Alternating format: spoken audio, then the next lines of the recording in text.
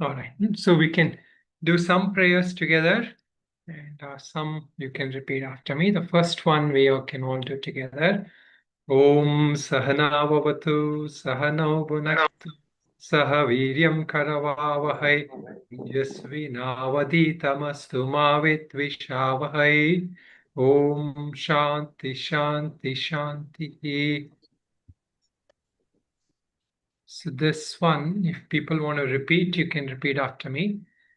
Om Partaya Pratibodhitam Bhagavata Om Partaya Pratibodhitam Bhagavata Narayanena Swayam Narayanena Swayam Vyasena Gratitam Purana Munina Vyasena Gratitam Purana Munina Madhye Mahabharatam Madhye Mahabharatam Advaitamrutavarshinim Bhagavatim Advaitamrita Advaitamritavarshiniं Bhagavatim Ashtadashaധ്yayinim Ashtadashadhyayinim Amba Tvamanusandadhami Bhagavad Ambatva Anusandadhami Ambatvamanusandatami Bhagavat Bhagavad Gite Bhavatveshini Gite Gite Bhavatve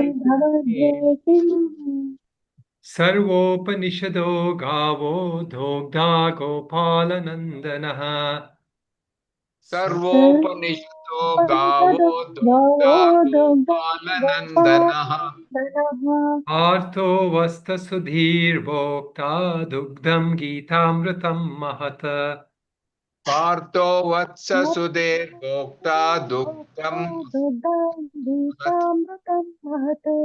Vasudeva Sutam Devam Kamsa Chanuramardanam Vasudeva Sutam Vasudevasutam Devam Kamsachanuramardanam Devaki Paramanandam Krishnam Vande Jagadgurum Devaki Devaki Paramanandam Paramanandam Krishnam Vande Jagadgurum Mukam Karoti Vachalam Pankum Langhayati Girim Mukam Mukam Karoti Karoti Vachalam Vachalam Pangum Pangum Langayate Girim Langayate Girim Yet Kripa Tamaham Vande Paramanandamadavam Yat Yat Krupa Kripa Tamaham Tamaham Vande Vande Paramanandamadavam Paramanandamadavam Yam Brahma Varunendra Rudra Marutaha Stunvanti Divyai Stavai Yam Brahma Yam Brahma Varunendra Rudra Varunendra Marutaha Rudramarutaha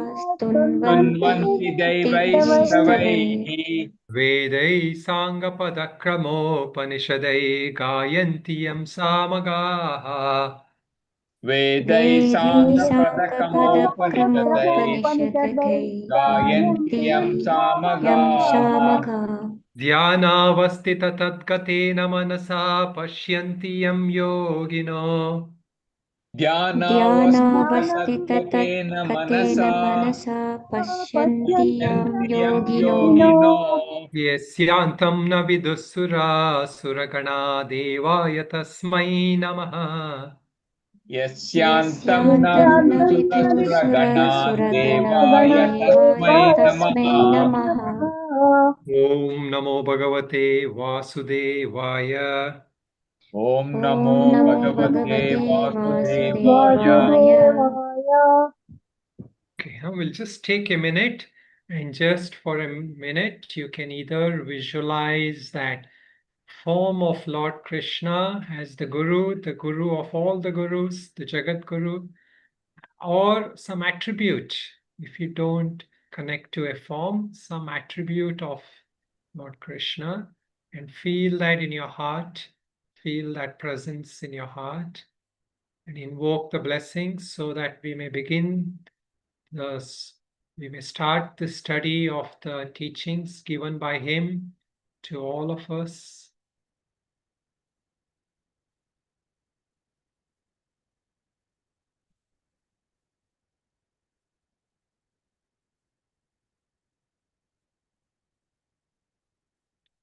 Om Namo Narayanaya. So today we are beginning the actual class of Bhagavad Gita, the actual study of Bhagavad Gita. We are beginning today. And so, sorry, the spotlight is. Okay, huh? So the actual class we'll begin today in terms of the shlokas, starting with the shlokas of Bhagavad Gita.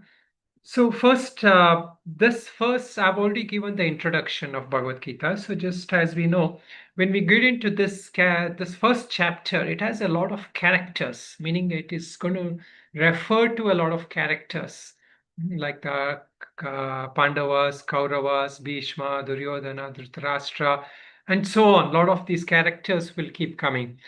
So technically, for us to understand the teachings of Bhagavad Gita, we don't need to know all the characters. But in order to understand the settings of Bhagavad Gita, some context of Mahabharata we need. So I've gone through a little bit of that in previous class, but just briefly I will mention. And then we will look at the first shloka, which comes in in the first chapter we will look at, and the first shloka. So the first chapter is called as Arjuna Vishada Yoga, the dilemma of Arjuna, or the despondency of Arjuna. That is a translation of that. Vishada means some kind of a grief, some kind of anxiety, some kind of a dilemma. So which all of us go through some dilemma in our life. At some point or the other, we are faced with major dilemmas. But on a daily basis also, we go through several dilemmas. Should I do this? Should I do that? Should I spend my time with studies, meditations, or should I spend my time looking for some revenue, some income? So all these are different dilemmas all of us keep facing throughout our life. So this is the same question that is answered, that is addressed. That's how the setting is for the Bhagavad Gita. So in the first aspect, the teachings of Bhagavad Gita, we see that before the teachings begin, the actual teachings begin, we have to understand this context. So very briefly, the main two parties who have come here for the war, the Mahabharata war, it is called. So the setting of the thing is now there is a war that has been called upon between mainly Pandavas and Kauravas. Pandavas are, we can say, as the good guys, and the Kauravas are the bad guys. So the war is between good and evil. So why they're called good, why they're called bad is mainly because the Pandavas follow the way of Dharma and Kauravas don't follow the way of Dharma. So what is Dharma? We will look a little bit into. But in terms of the context of the war, so what is happening is that uh, Vyasa establishes this Bhagavad Gita in the Mahabharata text, as I've already mentioned. So the Mahabharata is a long epic kind of a prose or a poetry. In that story comes this teachings of Mahabharata. So it is called the Bhishma Parva, the book 6, and the chapters 23 to 40. And this forms the setting. So where is it? Where is the teaching? Is it the teaching in some forest or in some guru's ashram, or is it in some kind of a institution or educational institution? No, the teaching is given on the battlefield. Symbolic reference to the daily battlefield all of us go through. So the place is called Kurukshetra. It's a place here in India, northern side near Haryana. So this place is actually the setting of the battlefield where both the armies gather together for the war. So the Pandavas mainly are led by Yudhishthira, who is the first of the five brothers. He is the first of the five brothers. And the Kauravas are mainly driven by Duryodhana, but he's not the commander. Starting in the beginning, Bhishma is the commander, and there are others like Dronacharya, who is the guru of all these, both Pandavas and Kauravas. So this setting we have to understand. And so what is Krishna doing in this? Krishna is the charioteer of Arjuna. So there is a small story about this, that one time just before the war, people were taking sides, like who will go with which side. Because many people were involved. This is the great war, like sometimes we know, like some nation is fighting a war, other nations are allies, right? They join that. Similarly, many allies had joined Pandavas and Kauravas. So there is that time everybody was approached. You join my side. Some people didn't join any side, but most people, all major rulers, major warriors, they were all kind of made to participate in this great war. Sometimes what today's context we can say world war. So like every nation or every thing in this country at least, in this large country at that time, they were all involved. They say like people came all the way from even Afghanistan and Burma and other countries. So a lot of those stories are there because India at that time was supposed to be huge. So all these people gathered and they took sides. So Krishna was approached, and Krishna, being a dharmic, trying to follow the way, he gave both of them an option. So the option was that one day he was lying in his bed, and the two people approached him, one from Pandavas and one from Kauravas side. So Arjuna represented Pandavas and Duryodhana represented Kauravas. So they came to him and they approached him. And they told, and so the rule was that when Krishna would open the eyes on the first person, then he would give them the whatever the wish there is. So it so happened that Arjuna came and sat near the feet of Krishna, and Duryodhana sat near his head. So when Krishna woke up, he first saw Arjuna because he was near his feet. But anyway, he nevertheless he because Duryodhana said I came first and all that, he said, okay, I'll give you the option. But I mean, actually, he gave Arjuna only that option. What do you want? First, whether you want all my warriors, Arjuna, Krishna had a lot of kingdom. All my people, they will fight on your side, or do you want me? I will fight. I mean, I won't fight. I will help. I will be like, like a counselor or a charioteer on one of the sides, and other people can have all my forces, all my armies. So in this, the Arjuna realized that he said that I don't want material welfare from the Krishna. So this is the what we say, right? The guru or the acharya is not the one who is there to give you material benefits. Anupakari. He's not here to help you with material things. But he wanted that Krishna to be on his side. So Arjuna said, I choose you. I don't want your warriors. So then the warriors, all the kingdom, everything, they participated on Duryodhana's side, and Krishna participated on Arjuna's side as a charioteer. So there is two aspects to Krishna here. So Krishna is a charioteer, the individual helping Arjuna in this warrior. But there is another thing, which is what we say as Bhagavan Vacha.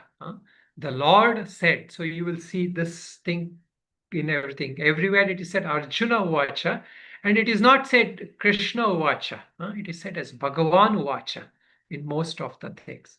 The symbolic thing is that when he spoke, he didn't speak as his cousin or his friend or a charioteer. He spoke as the Lord himself. He spoke from the context of a guru.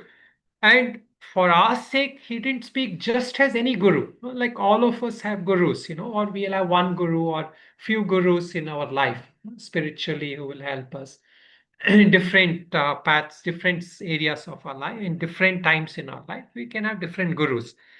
But those are individual gurus, personal gurus.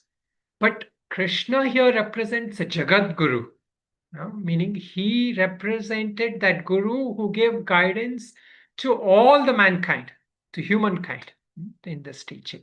So that is that role that we will see of Krishna in this. So now, why does this background, what is the relevance of this? The relevance of this is that there is the questions that Arjuna poses in this battlefield is the question that all of us have to sometime or the other we will have this question on our spiritual path or in our life itself as general. The more we become introspective, the more we look into ourselves, we'll start having a lot of these kind of questions. So that questions that Arjuna had in this context represents our questions. In may not be in exact words, we may not have exact questions, but the dilemma we face will be the same dilemma Arjuna faced, same kind of challenges and questions he will have, and even to come out of it, that whole path that he gives, that 18 chapters, it is filled with a lot of his questions and the answers that the Lord gives to guide him through this. Okay, and then there is the other characters which we will see in this, especially in the first one, which is one is Dhritarashtra. Dhritarashtra is technically the king, so he is blind. He is blind by birth, and he's the king of. He's the father of Duryodhana. So he's a king and he's supposed to be impartial, but he has a attachment, a bias towards his son, which we may say is natural, but it is not natural to a king. It is not natural to a king from the context of Indian dharmic life. So what happens because of his bias towards things, this whole war, he's not able to stop the war. If he wanted, he could have, but he's not able to because he's a king who is not set of like response. He's not like a somebody who is resolutely set on the path of dharma. Hmm? So he still is dealing with his attachments and his personal bias.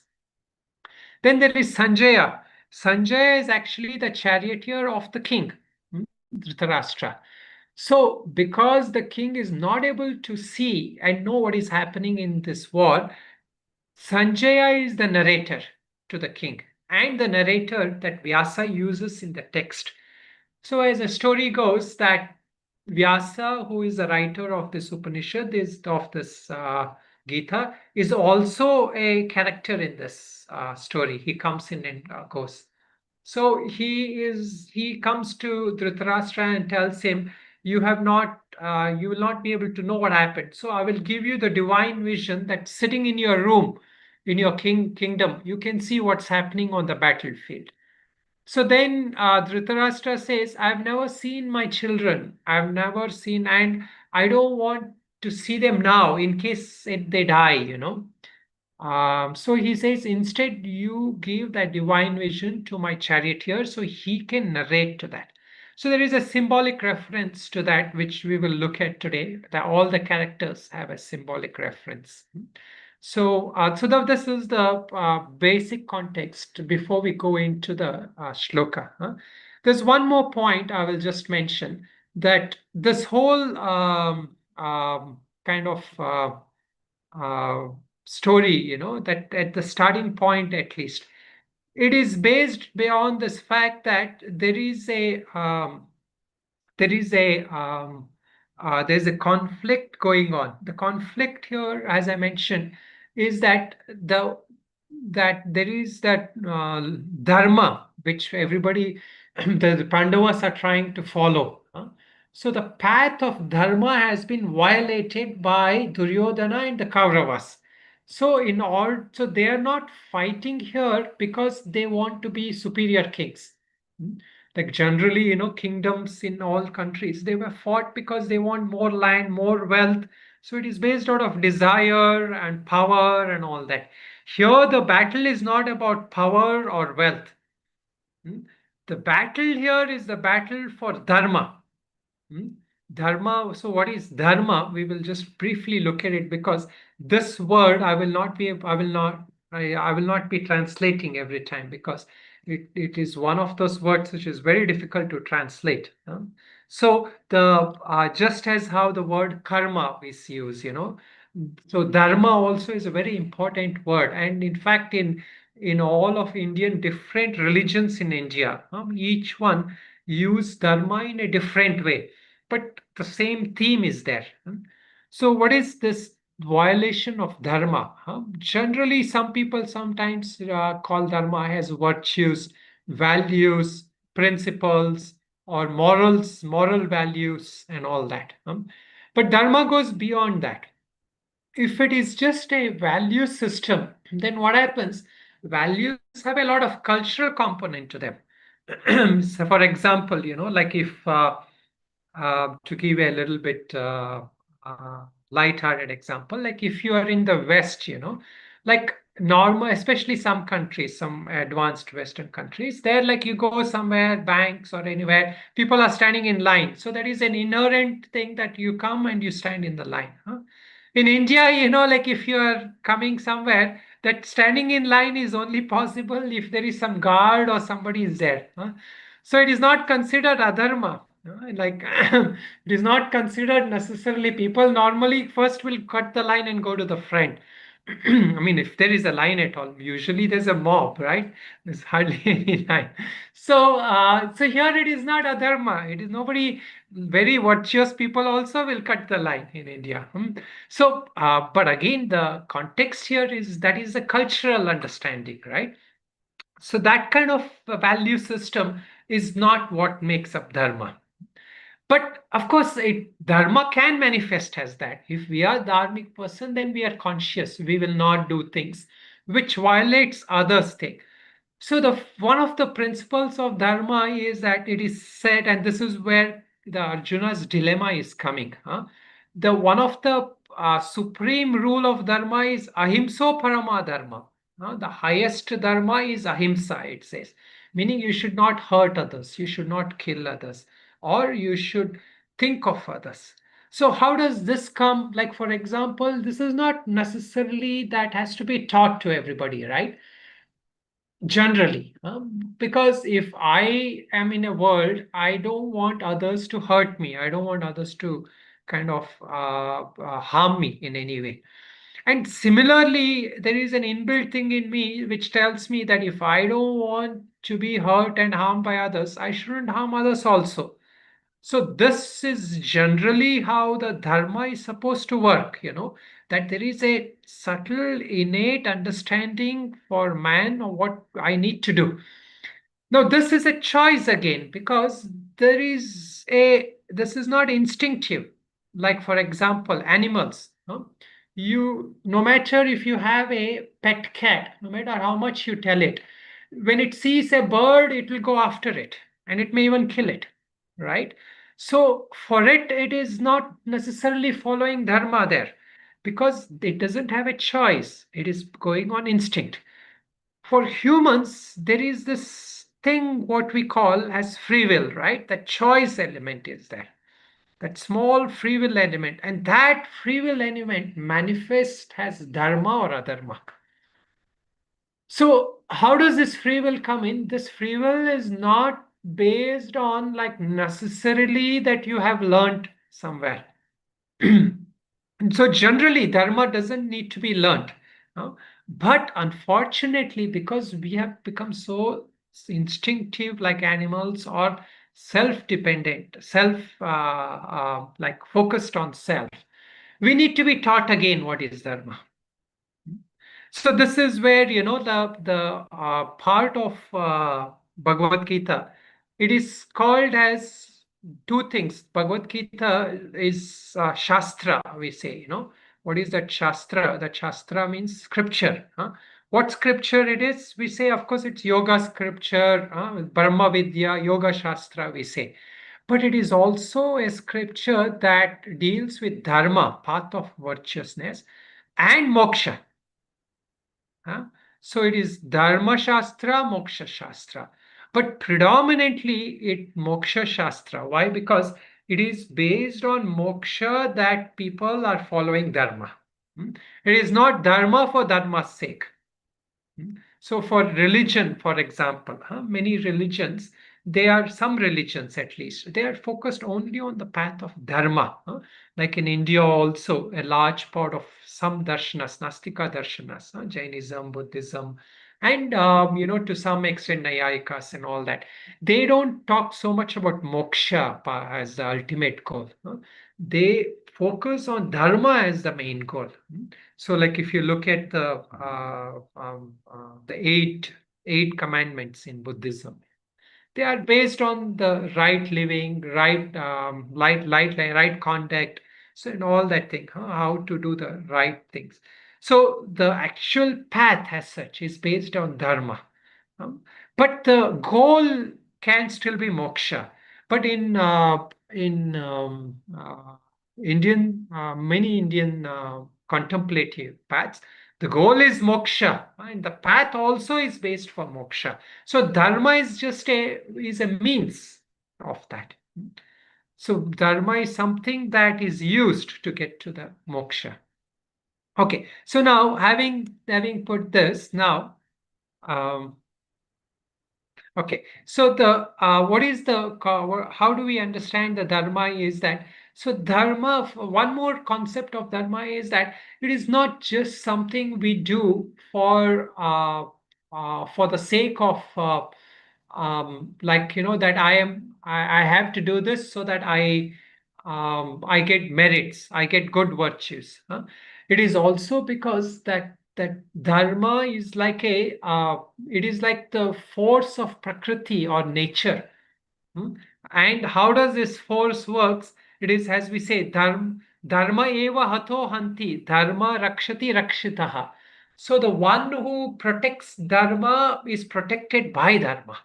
And the one who doesn't follow dharma, does adharma, is destroyed by dharma. But this is not how a normal person sees life, right? Like if you ask a child, if you tell a child, like do good, don't lie, and all that, they will say, why other people are lying and they're getting away with that? What benefit do I get out of that?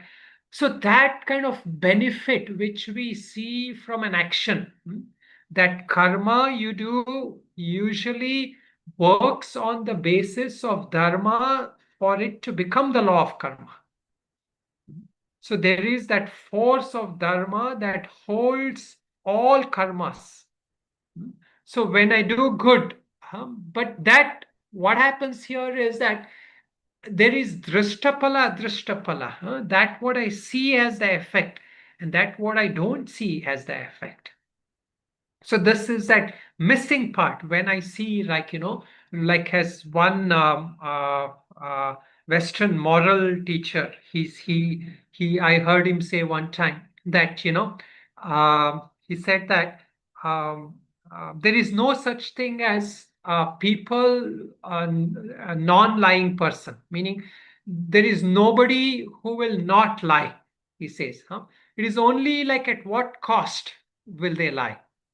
So that is one kind of a perspective a Western philosopher was telling one time.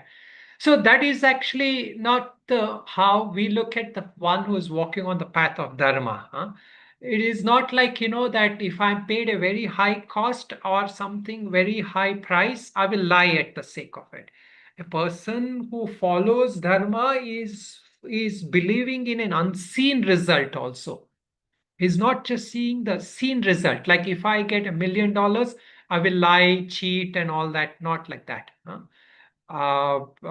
So here the person is seeing an unseen result, and he will say, I will not lie because there is an unseen result awaiting me.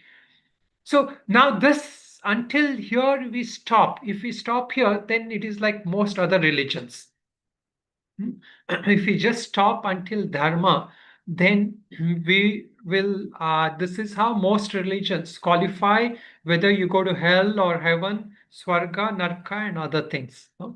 But there is another fundamental addition to this, and that addition is that why we follow the path of dharma is that the one who follows that dharma is the one who is closer to divine. the one who gets God's grace, and the one who will also be qualified to get that highest teachings.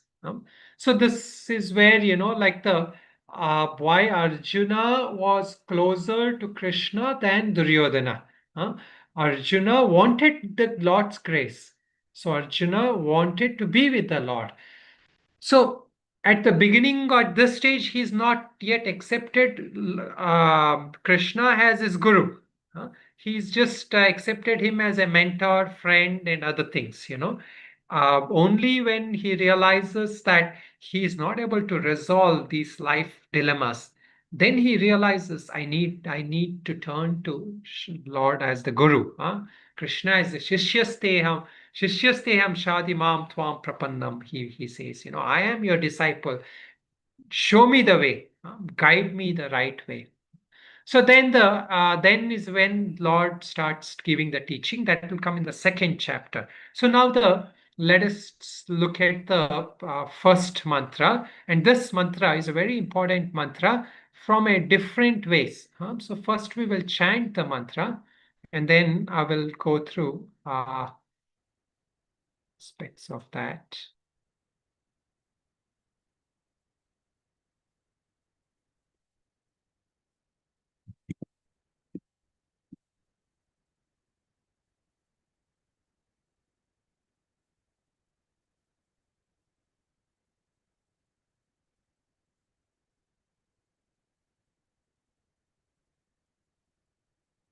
So just give me a second. So we will look at this, but unfortunately, I don't have the English transliteration for the other one. But there are a few things we say in the beginning. So those who are familiar or those who can, you can join me when I say that. And the rest of you, if you want, you can join afterwards. Okay, so let us begin. As we begin every time the chapter, we start with a few auspicious things. You can repeat after me. Om Shri Paramatmane Namaha. ॐ श्री परमात्मने नमः आत्मने नमः Atha Prathamodhyayah अथ अतः प्रथमोऽध्यायः प्रथमोऽध्याय Arjuna Vishada Yogaha. Arjun विषादयोगः विषादयोगः Now this is here, you can see on the screen. Dhritarashtra Uvacha Dhritarashtra Dhritarashtra उवाच Dharma Kshetre Kurukshetre धर्मक्षेत्रे कुरुक्षेत्रे Samaveta Yuyutsavaha समवेतायुयोत्सवः Mamakah Pandavaschaiva मामकाः पाण्डवश्चैव पाश्चैव Kimakurvata Sanjaya किमकुर्वत कुर्वत कुर्वत Sanjay जय Sanjaya Uvacha Sanjay Sanjay उवाच Drishtva tu Pandavanīkam दृष्ट्वा तु पाण्डवानीकम् पाण्डवानीकम् Vyudham Duryodhanastada व्यूढम् यूढं दुर्योधनस्तथा दुर्योधनस्तथा Acharyamupasanghamya आचार्यमुपसङ्गम्य Raja Vachanamabravīt. Raja Raja वचनमब्रवीत् वचनमब्रवीत् Okay, so now you can look at the first words, and I will try to split it up. This is where the words are split up, and we will just try to understand the words first, and then I will go a little deeper into this. So Dhritarashtra Uvacha, the whole of Bhagavad Gita starts with Dhritarashtra telling to Sanjaya. He's asking Sanjaya this question, and this question is a very deep, profound psychological and spiritual question, which we will look at it later. So what is he asking? Dharma kshetre kurukshetre samaveta yuyutsavaha. So dharma kshetra means that which is that center of spiritual activities. Like many times we say, India is Dharmakshetra, and especially within India, we say all the holy places, like, Varanasi, Kashi, Ayodhya, and here Rishikesh, Haridwar. All these are called as sacred places. So here, this he's saying, he's making it in a very general sense that Kurukshetra, he's saying, the place called Kurukshetra. It is even today, this place is there in India. It is Kurukshetra, and in this battlefield of Kurukshetra, Dharmakshetra, he's saying. And what is this Dharmakshetra? Means that this is a center of Dharma, where Dharma and Adharma is being done, but it is that place to see where Dharma is being done at all. Yuyutsavaha. The the armies are gathered wanting to fight. They are gathered with that sense that they will fight each other. So Samaveta, they have gathered, assembled. Sorry. Okay. Who are gathered? He says, Mamakav cha, Mamakav Pandavas cha. My ones and Pandavas. So when he's saying my ones, whom is he referring to? He's referring to Kauravas. Mamakaf, he's referring to Kauravas. But there is more symbolism to that. Pandavas Chaiva and Pandavas. When the Pandavas and Kauravas gathered on the battlefield of Kurukshetra, which is also the Dharmakshetra, what did they do? Kimakurvata Sanjaya. Sanjaya is asking Sanjaya. What did they do, Sanjaya? He's asking. So this is where it says that assembled on Kurukshetra, the center of religious activity, desires. What did they do, and what did my people and Pandavas do? So this is now literally the meaning. But now there is two aspects to this. The main words we have to focus on this is, one is Dharmakshetra. What is the Dharmakshetra he's referring to? Why doesn't he just say it is Kurukshetra? Why is he saying Dharmakshetra? That is one thing that many people are discussed, many acharyas have discussed. And then the other thing is, why is he saying my people and Pandavas? Why not Kauravas and Pandavas? And what did they do? So these words, all of you should try to remember. Now we will go a bit deeper into understanding this.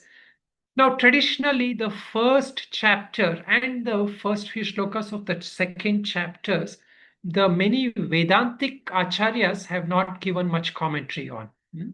There's very little commentary you will see by many Vedantic acharyas on this.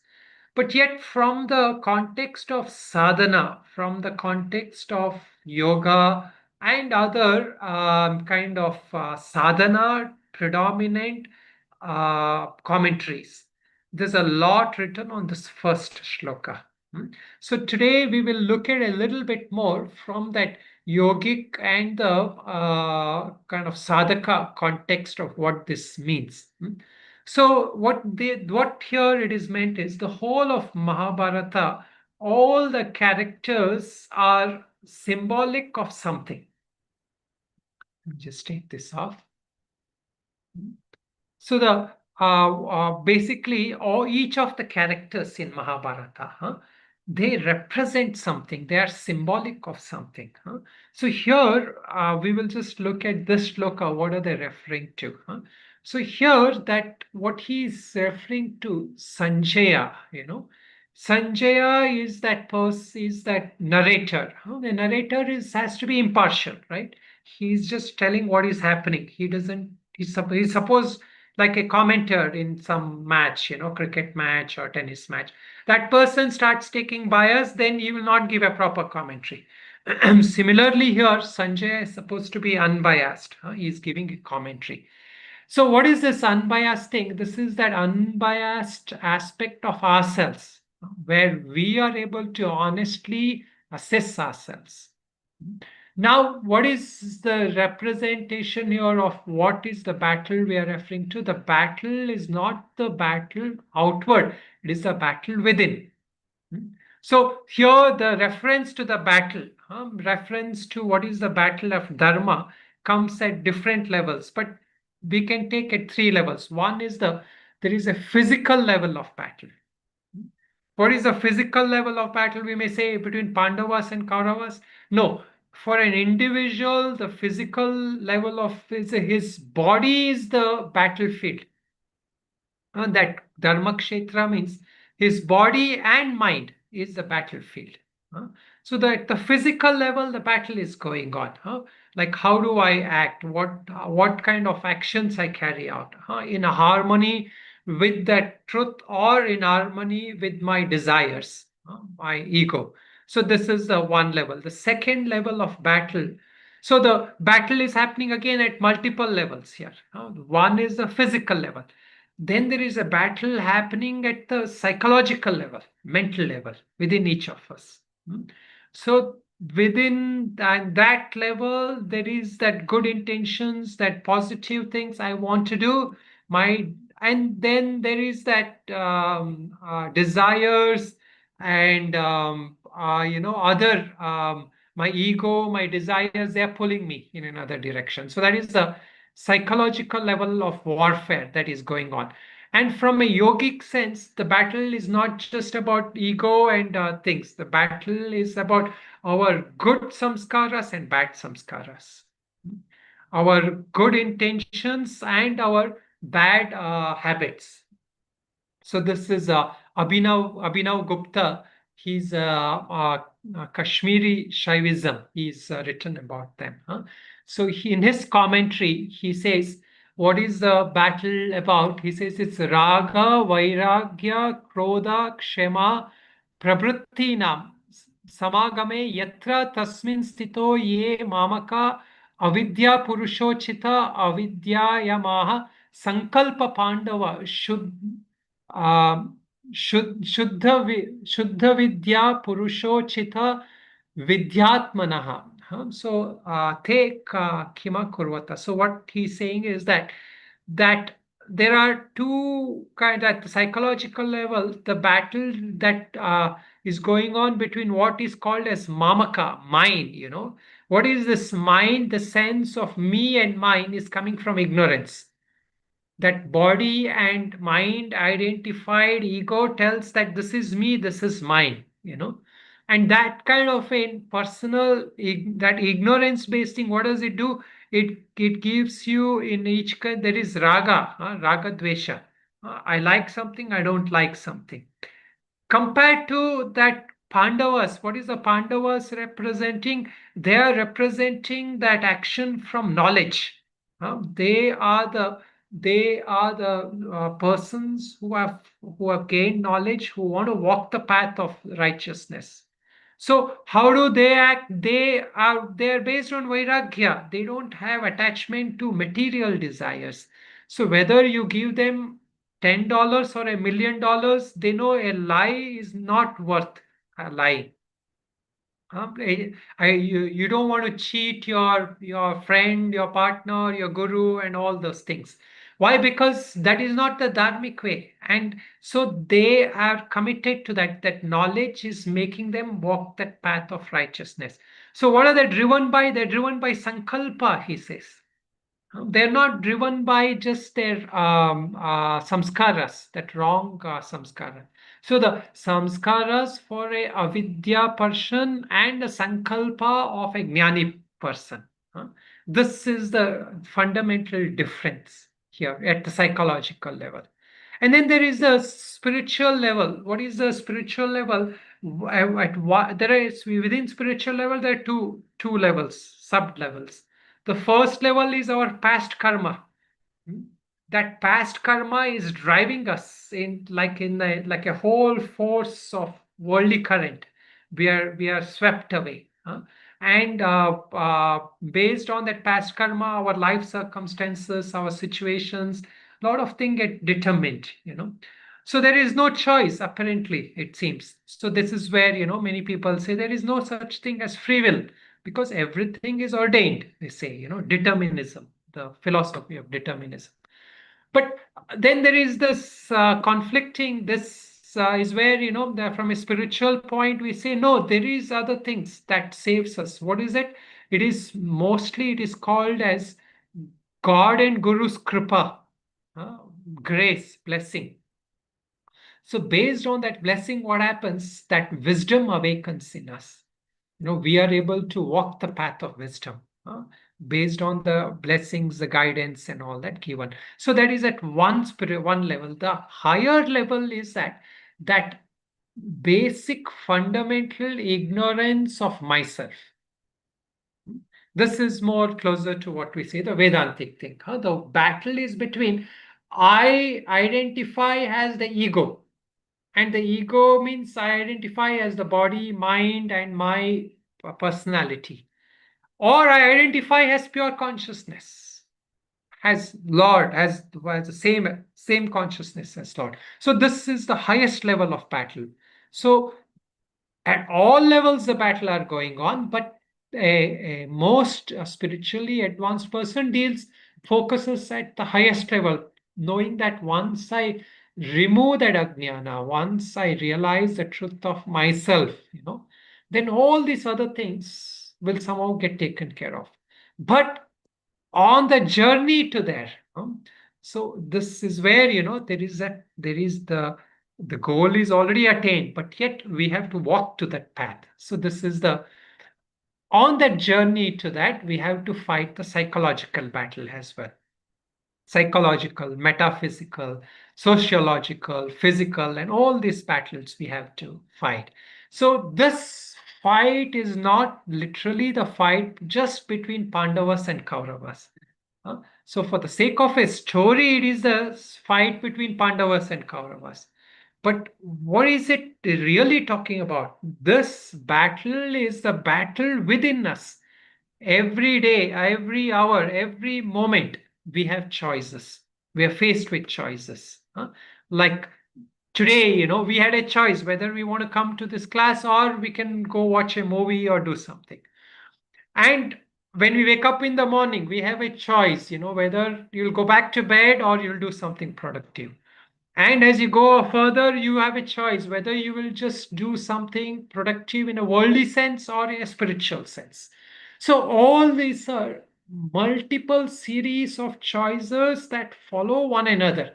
Sometimes one choice will determine a lot of your follow-up choices. But sometimes even in the follow-up choices, there is a mini choice, So this is where, that this symbolism is helpful for us, although in a traditional Vedantic sense, we don't talk much about that. So the what is it representing in a more literal sense is that these are there is a symbolic things also told of Pandavas and Kauravas. So Kauravas generally are those who are representing the mind and the sense-based inclinations, which is driven by samskaras, which is driven by our tendencies, proclivities. We don't have much choice in that. Pandavas represent that buddhi aspect of us. The father of Pandavas, called as Pandu. So he represents the buddhi aspect, meaning the intellect aspect, where we have a choice, we can make decisions. The Kauravas represent the mind and the senses aspect, which are driven by just our past samskaras. Mind sees something and mind runs towards it. If it is a fearful object, it will run away from that. But the intellect can pause, can decide, can discriminate, and choose. So these offsprings of Pandu, called as Pandavas, right? Each of them further represent this intellect-based aspect, starting with the Yudhishthira. Yudhishthira is the first of them. So he is the first one and he walks the path of Dharma. So he represents predominantly the Viveka aspect. In order to do Dharma, you should have Viveka. Viveka is that power of discernment to choose what is right. Generally, from Vedantic context, we say Nitya Nitya Viveka. But there's a lot of further things also in our daily life. Every little things we can use Viveka. And then the Bhima, the second son, the second Pandava, he represents mostly that prana shakti for that intellect to function and carry out its decision. It needs that power of prana to which can also manifest as when in a devotee it manifests as Shraddha. Shraddha means like we know that what is right, we follow that what is right, an intuitive sense of faith, an intuitive sense of right, resolute decisions in our life. And then Arjuna, who is the main character. Arjuna here predominantly Arjuna represents the Atma Bala from a Vedantic context, Atma Bala means that power to carry out that intention, that what we call sometimes as the power of resilience. But it is also the power of sense, that self-control to carry forth, which all a yogi is known for that, right? A yogi, Arjuna represents a supreme yogi here, because he has that power to withstand titiksha, carry out that, and that's how he became the greatest archer, He has that power to go through different tests, different challenges. He has a self-control to carry out his intentions. So that is the representation of Arjuna. And then the Nakula Sahadeva, they represent the Shama and Dama, the two aspects, the power to control our mind in relation to senses, and that power to restrain the senses from going out. Like if you're sitting in meditation, you hear sounds, then you don't, if you allow the mind to go with that, then the shama is not there, and then if you get up and walk away, the dhamma is not there. So these are the representatives of Pandavas. Kauravas, as I mentioned, predominantly represent the sense-based inclinations.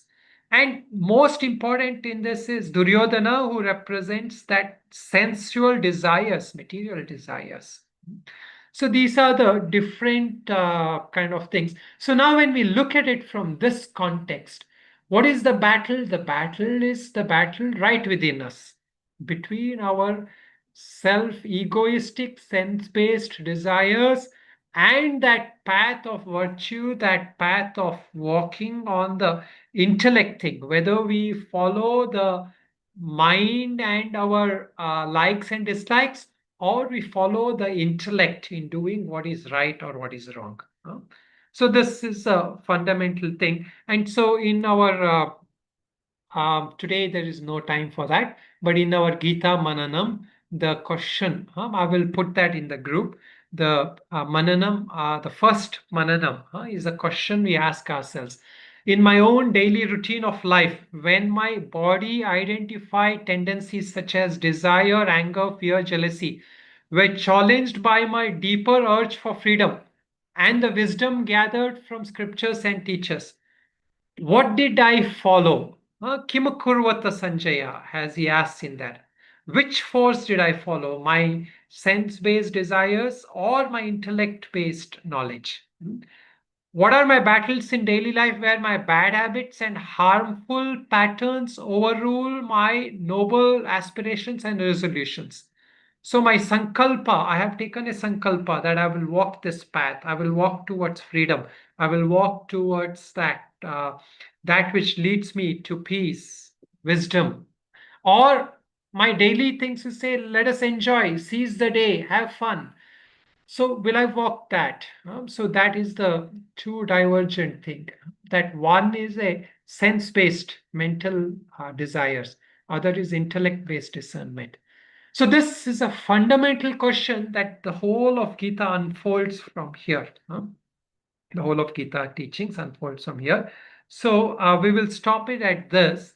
And next class, which will be on Tuesday, we will go a little further into the shloka based on few more commentaries and points and few more symbolisms to fully understand this.